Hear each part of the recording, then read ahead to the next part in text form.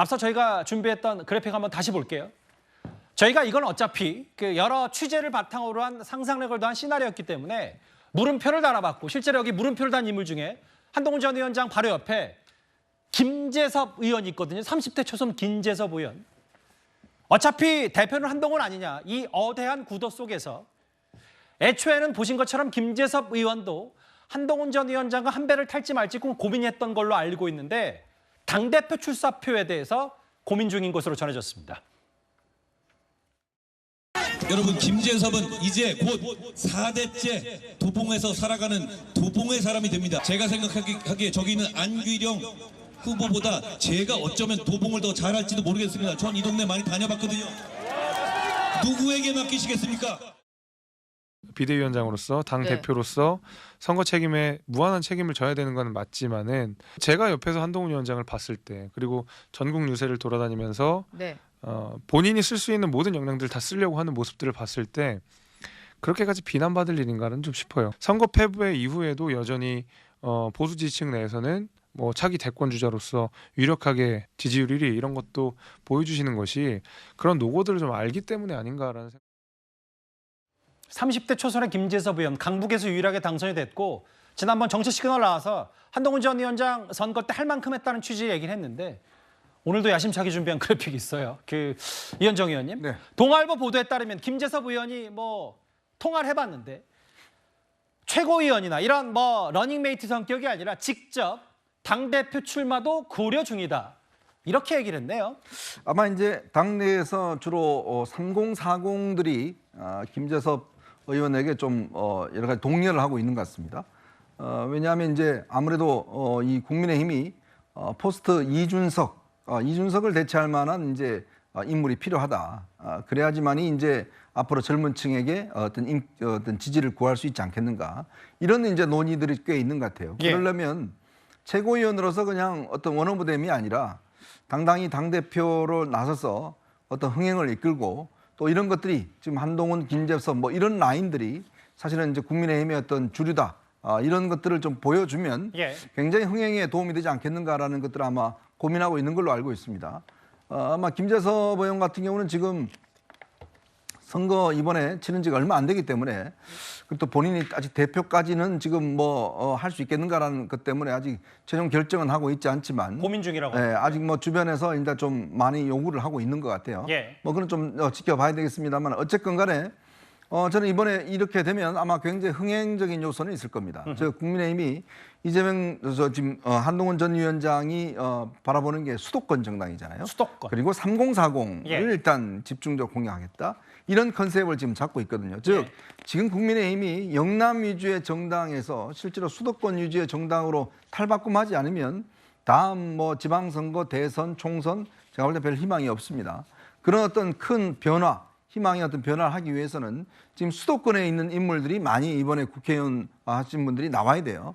이런 분들이 또 최고위원에 나와야 되고 그런 측면에서는 아마 김재섭 의원이 당당하게 이번에 맞설 경우에 저는 굉장한 아마 좀 흥행 요소가 꽤 있을 겁니다. 즉 시너지 효과가 충분히 있다는 거죠. 설사 당대표가 되지 않더라도 이 말씀하시는 거예요? 그렇죠. 왜냐하면 이제 본인은 어차피 이제 앞으로 국민의힘에 앞으로 이준석을 대체할 만한 이제 다음 어떤 포스트 이준석 정치인으로서 본인도 성장할 수 있고 클 수 있는 아주 중요한 기회 아니겠습니까? 이제 그런 면에서 저는 이번에 아마 흥행적 요소로는 꽤 성공적인, 만약 출마하게 된다면 꽤 성공적인 요소가 될 것이다라는 생각이 듭니다. 30대 초선이죠. 그리고 아까 헬스매니아라고 많이 하기도 해서 아까 본인 SNS 보면 갓 태어난 본인의 아이를 안고 있는 모습도 좀 이채로운데 아직 확정되진 않았습니다만 도전장 내밀 수도 있다.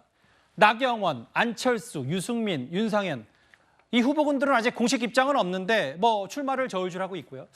서영주 대변인 이런 것 같아요. 당대 당이니까 비교가 되고 민주당은 어쨌든 최근에 이재명 대표가 당대표 한 번 더 하는 거에 대한 걸림돌들이 일단 규정상 제거한 상태이기 때문에 물론 김재섭 당 의원이 안 될 수도 있긴 하지만 이런 것들이 뭔가 좀 움직이는 듯한 느낌은 민주당보다 더 줄 수 있지 않냐는 평가는 어떻게 생각하세요? 지금 현재 이재명 대표 연임하겠다고 밝힌 바가 없고요. 아직 연임을 안 하겠다고 하면 또 달라지는 것이죠. 예, 가정하에는 연임을 하게 되면 이재명 대표의 대항마가 누가 있을 것인가. 저희도 뭐 젊은 정치인들이 이번에 많이 들어왔잖아요. 예. 뭐 같이 뛰게 되면 역동성을 가질 수 있다는 측면에서는 어대안과 그다음에 뭐 이대안이라고 해야 되나요? 저희는요. 어차피 대표는 이군요. 어대이죠. 지금도 이재명 대표죠. 그러니까 이제 연임을 한다면 그렇게 될 예. 텐데 저는 이제 김재섭 의원 같은 경우는 민주당 측면에서 굉장히 뼈아프고 안타까운 그런 뭐 결과로 도봉에서 당선이 됐죠. 예. 이변이었죠. 근데 저는 김재섭이라는 그 개인 정치인으로서 본인이 스스로 코디네이터를 하고 있다고 생각합니다. 이게 본인이 한동훈 전 위원장과 뭔가를 해보겠다는 게 아니고 87년생입니다. 이준석 예. 대표가 85년생이고 이준석 대표보다 지금 의원이죠. 의원보다 더 어려요. 예. 김재섭 의원이. 그렇기 때문에 저는 본인의 정치를 차곡차곡 쌓아간다는 이미지에서 여러 주변에서 권유도 있겠지만 그런 결정들을 고민하는 것 같고 예. 제가 봐서는 당대표까지는 아니고요. 최고위원으로 선회할 공산이 크다. 그래서 결국에는 그래야만 본인이 선택지가 많고요. 돈도 선거 끝난 지 얼마 안 돼서요.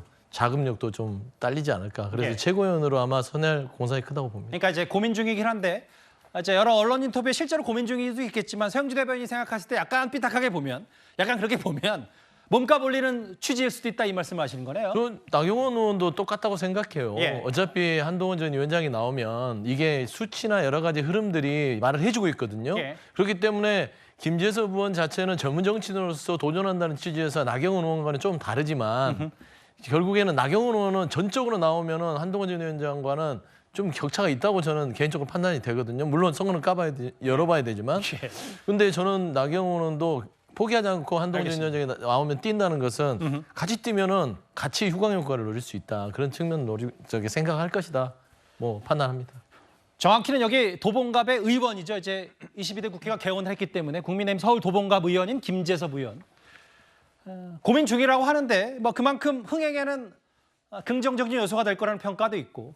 그런데 일단 다음 주쯤에 한동훈 전 위원장 전당대 출마 발표 기정사실화가 되니까 또다시 이 사람이 SNS에 글을 하나 썼습니다.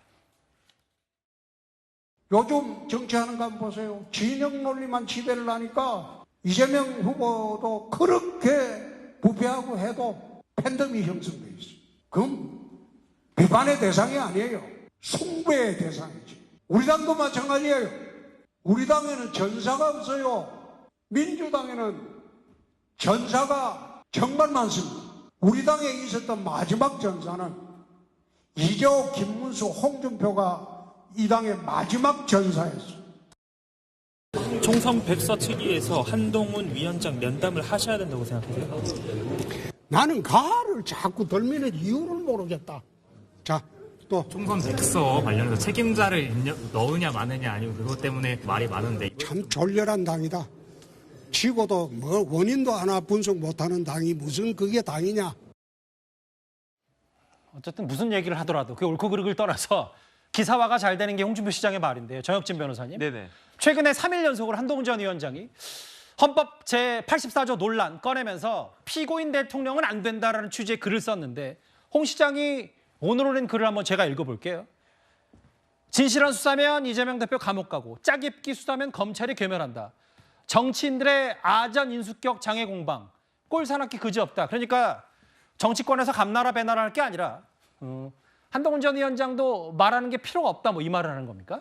글쎄요, 저는 홍준표 시장님이 말씀하신 거 지금 SNS 제가 들어가서 보고 있는데 예. 도대체 무슨 말씀인지 잘 저는 이해가 안 돼요. 이재명 대표가 유죄인지 무죄인지 어떻게 생각하는지. 그런데 중대한 범죄의 피고인이 우리나라의 대통령이 되는 것이 맞겠습니까? 우리나라가 1인당 국민소득이 예. 일본을 앞질렀다고 그랬잖아요. 그런데 형사 재판을 쭉 받고 있는 그런 피고인이 대통령이 되는 것이 과연 합당하고 정당하고 맞는 일인가? 모든 국민들이 그건 아니다라고 생각할 거 아니겠습니까? 그런데 중요한 건 뭐냐면은 그렇기 때문에 이재명 대표가 유죄든 무죄든 내년 다음번 대선 이전까지는 빨리 그 결과가 확정이 돼야 된다는 거예요. 그러니까 지금 만약에 이재명 대표가 본인이 주장하는 바와 같이 반대로 많은 관련된 사람들이 다 유죄가 나오고 있음에도 이재명 대표는 본인은 무죄라고 주장하고 있는 거 아니겠습니까? 어쨌든 본인이 무죄라고 주장을 하면 빨리빨리 재판을 진행해서 결과가 나오도록 해야 되지 않겠습니까?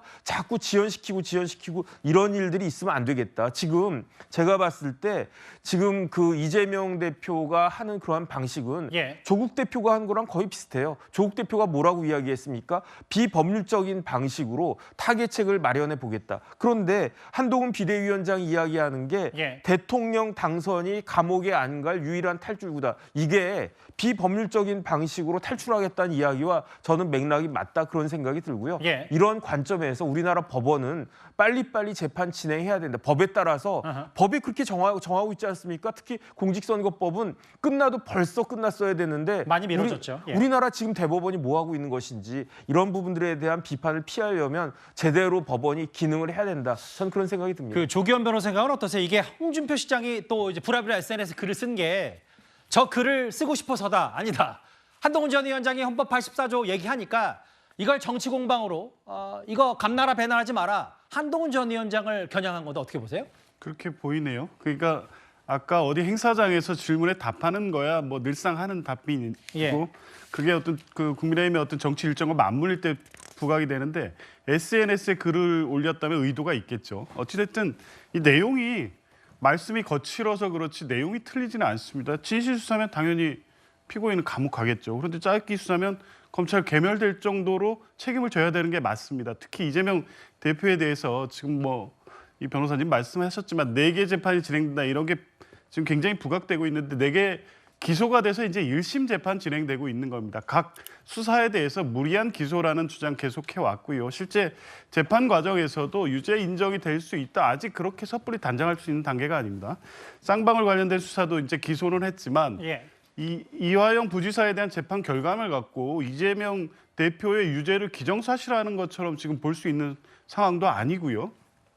민주당이나 이화영 부지사 변호인이 얘기하는 것처럼 증거 채택 과정에서의 문제라든가 진술의 회유 압박 문제에 대해 있어서 상당히 근거 있는 주장들 비판이 제기되고 있는 겁니다. 이게 물론 이 법정 외에서 다투어질 문제도 있고 알겠습니다. 항소심에서 다투어질 문제도 있으니까 그런 걸 봐야 되는 거죠. 이런 문제를 놓고 이 법원에서 다투고 책임져야 될 문제와 이걸 가지고 자꾸 이제 한동훈 위원장 같은 경우에 또 이재명 대표를 거론하면서 지금 예. 전대 출마 과정에서 메시지를 내고 있으니까 이 문제는 이 문제대로 법대로 처리하면 될 문제지 예. 왜 자꾸 이제 이재명 대표를 걸어서 자기의 존재감을 드러내려고 하냐 이런 뭐 함의를 품고 있는 게 아닌가 보이네요. 홍준표 시장은 대구에서 얘기를 하고 있고 또 다른 당권 주자들도 본격적인 한동훈 전 위원장 견제에 나선 것 같습니다. 오늘 나경원 의원의 발언 한번 듣고 올까요? 우리가 역대 원외 당대표를 모셔보기도 했는데 어쨌든 싸움의 전장이 정치의 전장이 국회 중심이다 보니까 원외 당대표의 경우에는 좀 그런 부분에 있어서 여러 가지 또 어려움이 있지 않을까 이런 생각을 해봅니다. 뭐 누구를 무슨 겨냥하고 아니가 아니라 우리가 지금 리더십 질문에서 내가 대답을 했는데 이런 정도 하죠. 뭐 저는 아직 당대표 출마 여부에 대해서 제가 제 고민을 끝낸 것이 아니기 때문에 아직 그 단계를 고민할 때는 아니라고 생각합니다. 출마 여부 마지막 이제 이 정도까지 하죠. 네. 뭐 고민 후보 등록일까지. 서영주 대변인께서 쭉 보시잖아요. 나경원 의원 출마한다는 얘기입니까? 그러니까 후보 등록일까지 상황을 지켜보겠다. 그러니까 어차피 제가 말씀드린 거 객관적으로 보면 예. 그러니까 한동훈 전 위원장이 나왔을 때 저기 당대표 등록비만 1억이 넘어갑니다. 아무리 깎아도 큰 돈이잖아요. 예. 등록하고 나서 결국엔 중도에 포기한다는 것도 여러 가지 뭐 산수를 했어도 셈법을 했어도 조금 당황스러운 상황이고요. 지금 나경원 의원도 그렇고 향후에 뭐 다른 의원들도 지금 한동훈 전 위원장에 대해서 각을 세우는데 조금 궁색해요. 그러니까 뭐 원외 대표에 대해서 본인은 이제 그 배지를 다는 대표이기 때문에 더 이제 예. 잘 싸울 수 있다 하는데 그건 이미 깨졌잖아요. 이준석 대표 원외 때 당대표로 해서 대선까지 승리를 이끌었잖아요. 예. 그런 거로 따지면 나경원 의원 자체가 배지를 달았다고 해서 꼭 잘한다. 이런 설득력이 떨어진다는 부분이고 예. 지금 보면 윤상현 의원 빼고는요. 다들 입장을 안 밝히고 있습니다. 그러게요. 그러니까 나경원 의원 대표적으로 해서 안철수 의원도 그렇고요. 그다음에 유승민 전 의원도 그렇고 결국엔 제가 봐서는 상황 자체를 끝까지 완주를 할지에 대해서 예. 그다음에 이제 그 솔직히 본전 생각도 날 거다. 그런 측면에서는 그냥 스피커만 키우고 본인 장사하고 또 안 나올 수도 있을 가능성도 굉장히 상당하다 그래 보고 있습니다. 장사 본전 뭐 그러니까 이제 시체만 표현을 많이 이해는 네, 됐는데 네, 무슨 네. 말씀인지 네. 알겠어요. 뭐 그만큼 대세가 한동훈 전 위원장이기 때문에 여러 가지 고민이 깊을 수 없다는 취지 얘기를 하셨기 때문에 알겠습니다.